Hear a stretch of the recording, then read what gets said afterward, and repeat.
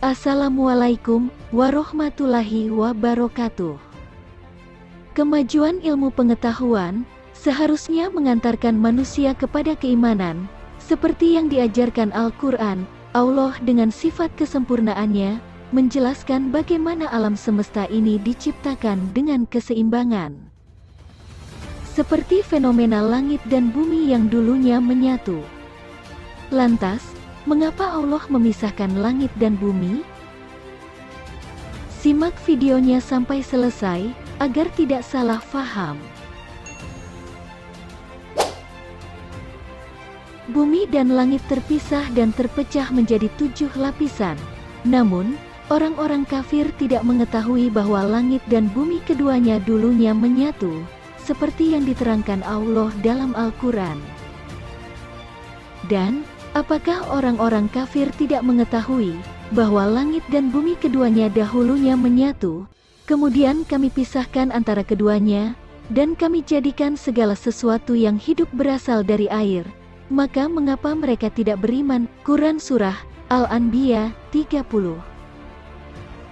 Dalam tafsir Ibnu Katsir dijelaskan, Allah Ta'ala berfirman mengingatkan tentang keesaannya yang sempurna, dan kerajaannya yang agung.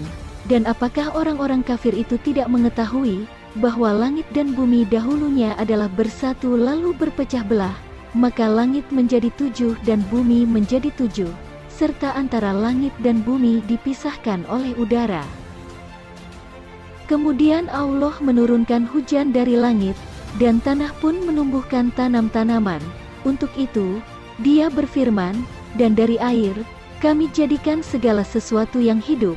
Maka mengapakah mereka tiada juga beriman? Yaitu mereka menyaksikan berbagai makhluk, satu kejadian secara nyata. Semua itu adalah bukti tentang adanya Maha Pencipta, yang berbuat secara bebas lagi Maha Kuasa, atas apa yang dikehendakinya.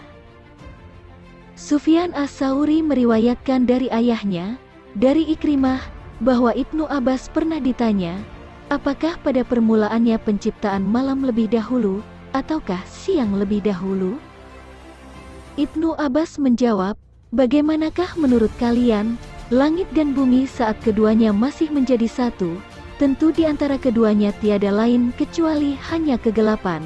Demikian itu agar kalian mengetahui bahwa malam itu terjadi sebelum siang. Ibnu Abu Hatim mengatakan, telah menceritakan kepada kami ayahku, telah menceritakan kepada kami Ibrahim ibnu Abu Hamzah, telah menceritakan kepada kami Hatim dari Hamzah ibnu Abu Muhammad, dari Abdullah ibnu Dinar, dari Ibnu Umar, bahwa pernah ada seorang lelaki datang kepadanya, menanyakan langit dan bumi yang dahulunya suatu yang padu, lalu Allah memisahkan keduanya.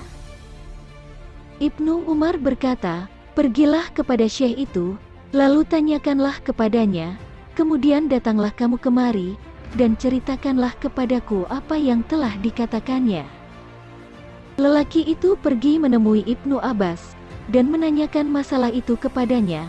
Ibnu Abbas menjawab, ya, memang dahulunya langit itu terpadu, tidak dapat menurunkan hujan, dan bumi terpadu dengannya, sehingga tidak dapat menumbuhkan tumbuhan. Setelah Allah menciptakan bagi bumi orang yang menghuninya, maka Dia memisahkan langit dari bumi dengan menurunkan hujan, dan memisahkan bumi dari langit dengan menumbuhkan tumbuhan. Lelaki itu kembali kepada Ibnu Umar dan menceritakan kepadanya apa yang telah dikatakan oleh Ibnu Abbas.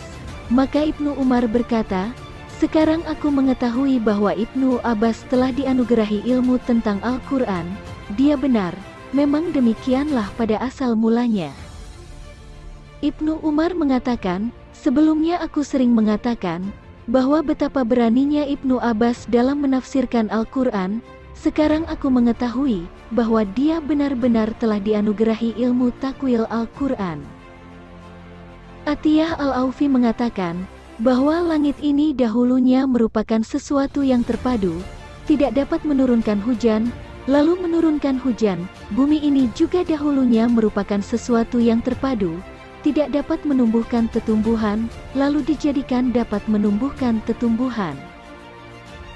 Ismail ibnu Abu Khalid mengatakan, bahwa ia pernah bertanya kepada Abu Saleh Al-Hanafi tentang makna firman Allah yang berbunyi, bahwasanya langit dan bumi itu keduanya dahulu adalah suatu yang terpadu, kemudian kami pisahkan antara keduanya.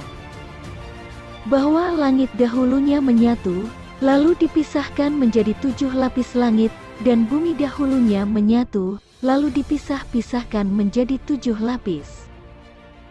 Said Ibnu Jubair mengatakan, bahkan langit dan bumi pada mulanya saling melekat, setelah langit ditinggikan dan ditampakkan darinya bumi ini, maka kejadian inilah yang disebutkan pemisahan dalam Al-Quran.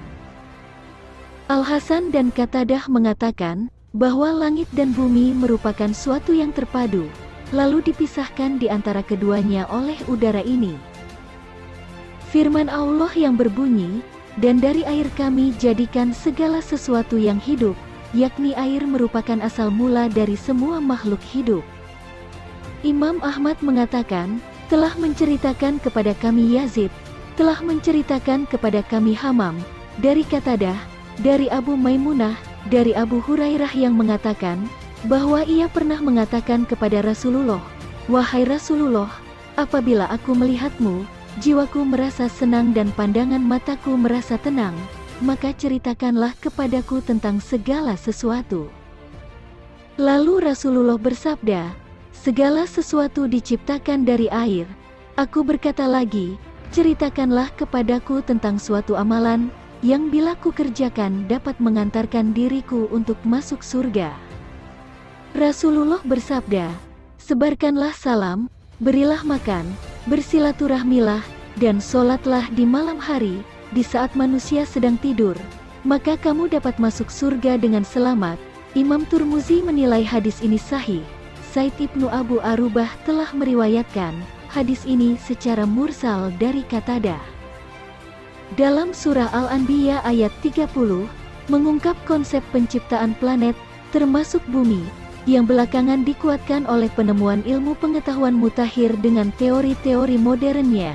Dalam konsep itu dinyatakan, bahwa pada dasarnya bumi dan langit merupakan satu kesatuan, yang bersambungan satu sama lain. Ada beberapa teori, yang dapat mengungkap sejumlah gejala, berkaitan dengan hal ini, tetapi tidak dapat mengungkap beberapa gejala yang lain. Hal ini membawa kita kepada satu kesimpulan, bahwa tidak ada satu teori pun yang paling akurat dan disepakati oleh seluruh ahli. Namun demikian, berikut ini ada baiknya kalau kita melihat dua dari sejumlah teori itu. Teori pertama, berkaitan dengan terciptanya tata surya, menyebutkan bahwa kabut di sekitar matahari akan menyebar dan melebar pada ruangan yang dingin. Butir-butir kecil gas yang membentuk kabut akan bertambah tebal pada atom-atom debu yang bergerak amat cepat. Atom-atom itu kemudian menggumpul akibat terjadinya benturan dan akumulasi dengan membawa kandungan sejumlah gas berat. Seiring dengan berjalannya waktu, akumulasi itu semakin bertambah besar hingga membentuk planet-planet, bulan dan bumi dengan jarak yang sesuai. Penumpukan itu sendiri, seperti telah diketahui, mengakibatkan bertambah kuatnya tekanan, yang pada gilirannya membuat temperatur bertambah tinggi. Dan pada saat kulit bumi mengkristal karena dingin, dan melalui proses sejumlah letusan larva yang terjadi setelah itu, bumi memperoleh sejumlah besar uap air, dan karbon dioksida akibat surplus larva yang mengalir. Salah satu faktor yang membantu terbentuknya oksigen yang segar di udara setelah itu, adalah aktivitas dan interaksi sinar matahari, melalui asimilasi sinar bersama tumbuhan generasi awal, dan rumput-rumputan.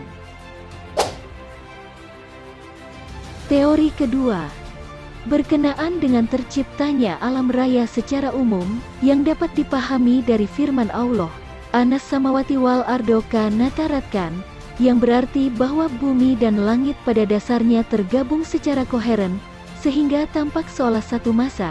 Hal ini sesuai dengan penemuan mutakhir mengenai teori terjadinya alam raya.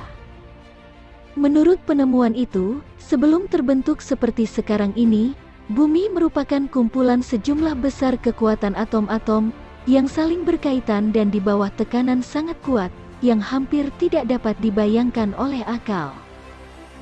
Selain itu, penemuan mutakhir itu juga menyebutkan bahwa semua benda langit sekarang beserta kandungan-kandungannya, termasuk di dalamnya tata surya dan bumi, sebelumnya terakumulasi sangat kuat dalam bentuk bola, yang jari-jarinya tidak lebih dari 3 juta mil.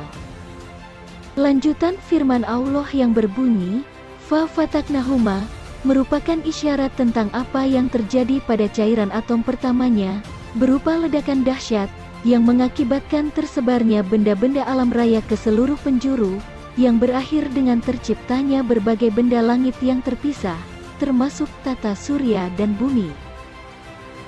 Sedangkan ayat yang berbunyi, "Wa ja'alna min al-ma'i kulla syai'in hayyin," telah dibuktikan melalui penemuan lebih dari satu cabang ilmu pengetahuan, ilmu tentang susunan dan fungsi sel, misalnya, menyatakan bahwa air adalah komponen terpenting dalam pembentukan sel, yang merupakan satuan bangunan pada setiap makhluk hidup, baik hewan maupun tumbuhan. Sedang biokimia menyatakan bahwa air adalah unsur yang sangat penting pada setiap interaksi dan perubahan yang terjadi di dalam tubuh makhluk hidup. Air dapat berfungsi sebagai media, faktor pembantu, bagian dari proses interaksi, atau bahkan hasil dari sebuah proses interaksi itu sendiri. Sedangkan fisiologi menyatakan bahwa air sangat dibutuhkan agar masing-masing organ dapat berfungsi dengan baik. Hilangnya fungsi itu akan berarti kematian. Melalui Al-Quran, Allah mengingatkan semua manusia, apakah dengan kemahakuasaan Allah ini, manusia masih tidak mau beriman?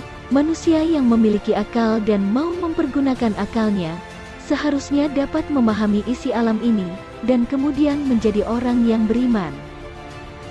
Wallahu a'lam bishawab.